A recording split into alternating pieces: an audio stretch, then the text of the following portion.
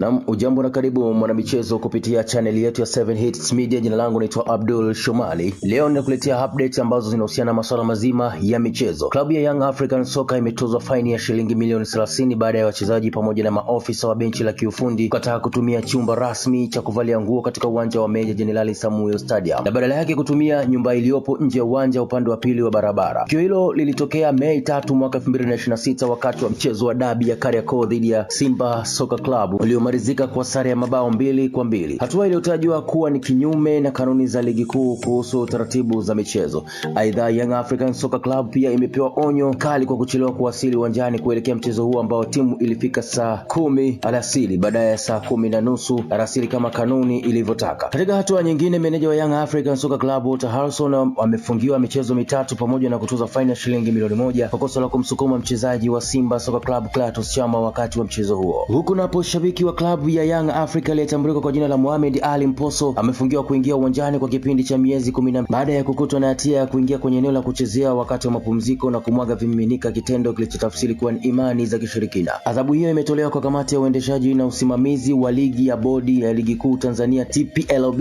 katika kikao chake kilichofanyika Mei 9, 2026 baada ya kupitia mwenendo wa matukio mbalimbali ya ligi kuu Tanzania bara. Kwa mujibu wa taarifa hiyo, shabiki huyo ambaye amekuwa akiambatana na maofisa wa benchi la ufundi la Young African alibainika kukiuka kanuni za ligi kuu Tanzania. Ni nini maoni yako wewe mtazamaji wa 7 Hits Media kuhusiana na taarifa hizi za kimichezo fupi kupitia hapa 7 Hits Media?